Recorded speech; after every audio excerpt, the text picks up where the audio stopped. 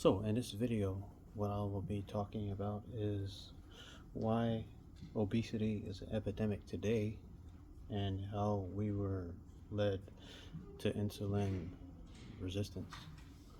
Uh, as a majority of viewers watching my video already know now that according to the research that we've done on the internet, or maybe through books, or maybe through a great deal of analysis, we all know that obesity is a real huge epidemic, mostly for the United States. I can't speak for foreign countries by virtue of the fact that I never lived there. So I'm just going to keep it local here in the United States, that obesity is a huge problem and big epidemic here in the United States. But getting down to my point, how we became obese and how it's become so epidemic in the United States is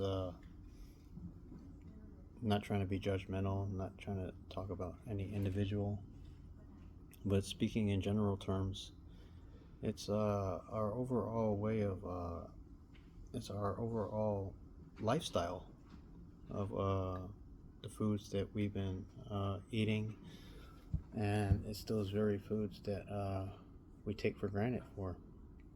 And by that I mean it's that from the time you were born, going up to your teenage years, going up to your 20s, you really take all those bad foods for granted.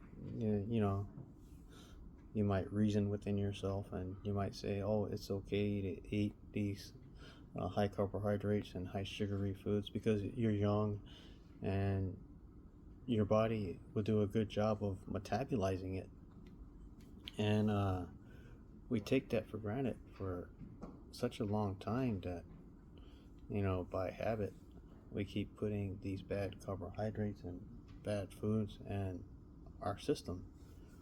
And then when we reach about the age 30 or 30s or 40s, I don't know, something like that, you start to realize the damaging effect that these bad foods start to take on your body. Like, for example, if you drink too much caffeine, or if you eat a bunch of sugary foods like candy bars or any type of candy, if you eat a great deal of high carbohydrate corn chips or potato chips, you eat a lot of ice cream, you know, around the age of 30 or maybe mid 30s or 40s, you start to realize that I got to cut back on this stuff because I have to slow down, because again, you're starting to reach the age where you're getting older, that your body simply can't metabolize it as good as it was able to when you were in your 20s. And so that's the point that I want to establish. And by our overall lifestyle, I meant that we believed all these false misconceptions that we were taught. I'm going to go as far back as the 1950s, long before we had any access to such information such as the internet. You know, we all believe these false ideologies and false misconceptions that breakfast was the most important meal of the day. We believed that orange juice was good for you for breakfast because it's rich in vitamin C. We believe not only orange juice but also a variety of juices such as grape juice, apple juice, and there's pomegranate, there's cranberry, there's even grapefruit. We were all led to believe that that stuff is good for you because what we've been told through advertisement and through our parents and through our mentors, it's good for you because it's rich in vitamin C. But at the same time, it's also a package deal. Or what do you mean by package deal? By that I mean, not only, yes, true enough, you are taking in the vitamin C, but also by package deal, I meant to imply you're also taking in the high amounts of sugar. which of course, according to Dr. Eric Berg's videos, that he has proven countless times, and I am a firm follower of his, that anytime you put a higher amount of sugar or a high amount of carbohydrates in your system, it leads to insulin resistance, which can potentially cause you to become a diabetic. I mean, again, not trying to be judgmental, but speaking in general terms, I'm guilty of making the same mistake, being so oblivious and so naive, because I was born in 1976, and it wasn't until 1995 I started using the internet and it became so popular. But anyways, you know, even me myself, I'm guilty of believing that those fruit juices were good for you, that breakfast was the most important meal of the day. I was always told by my parents, when you feel weak, you need to eat something. I mean, as far as I'm concerned, in light of that concept, I now realize that's just I now realize that that concept is just a bunch of baloney and a bunch of garbage. It really is, because what I learned being on ketogenic diet and intermittent fasting combined, which is 2 meals a day, what I have learned being 49 years old that I am now, I have learned that thriving and surviving off 2 meals a day for almost a year is self-sustaining. Well, what do you mean by that? I mean that it's really not necessary to have the 3 full square meals per day. You could do just fine with 2 meals. I mean, don't get me wrong, it'll be difficult at first to adjust to 2 meals a day, because within the first couple of weeks or maybe a month, you say to yourself, oh, I'm still feeling kind of fatigued, I'm not used to this. Yeah, that's true, because your body hasn't adapted yet. But once you become adapted and you get used to it, you start to realize, going off of 2 meals per day is not only self-sustaining, but you're going to make it through the day and you're going to survive. You're going to be just fine. And so, again, I'm not trying to be a finger pointer. Again, I'm speaking in general terms. I'm just as guilty as anybody else, such as Dr. Eric Berg on YouTube. As he shares his experiences in some of his videos, he'll also tell you that he was a heavy junk food eater. He would snack frequently all the time in between meals, how he would not drink cups of coffee but pots of coffee. And when I watched his videos, when he talked about certain things, I realized how much I related to that guy in so many aspects, because just like him, I drank a whole bunch of coffee. He even said that I used to go through a whole bag of Doritos or Lay's potato chips in one sitting.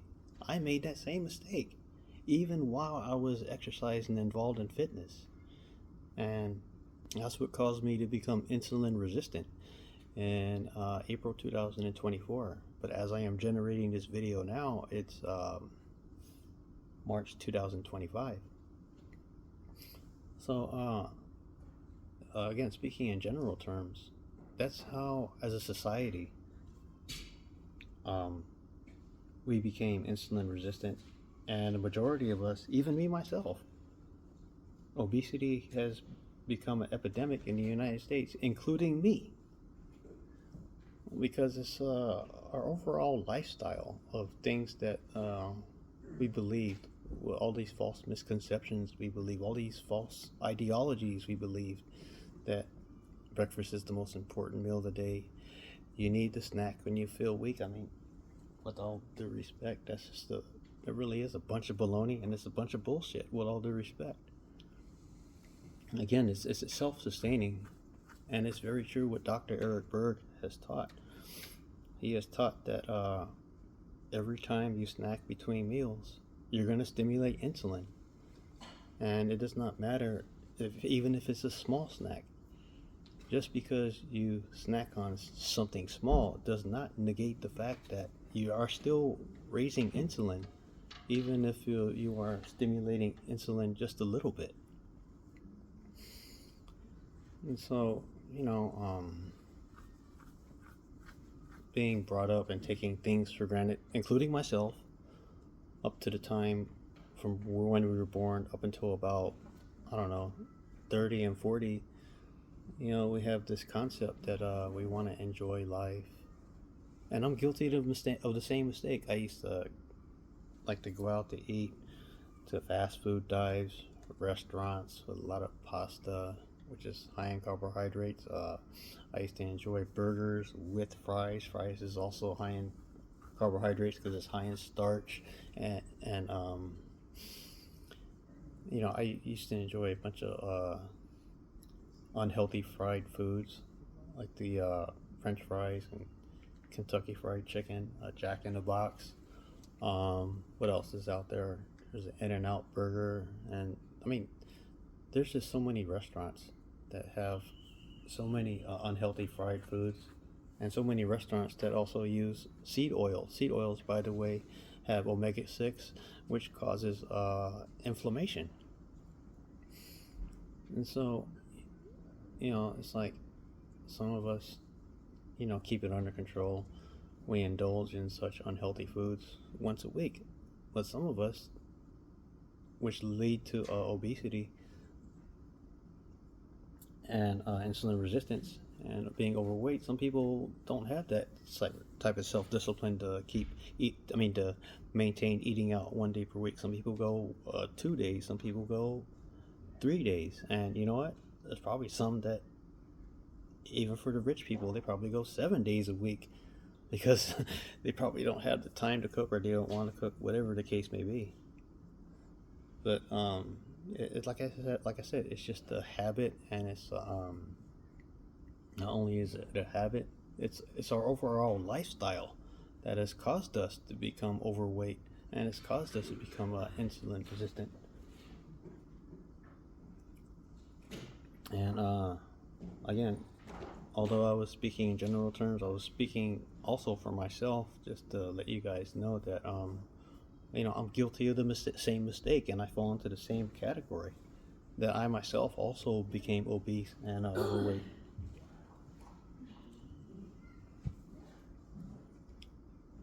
But yeah, I just thought I'd share this video with you. That for such a long time, dating back to the 1950s, long before we had any access to the internet, or even before the internet was created, and before we had access to such valuable information about our health, I just have reason to believe that for a very long time, we believed that these so-called good foods for you were not actually good, but it's really damaging to our health. But anyway, I hope you enjoyed this video. Please feel free to leave a comment.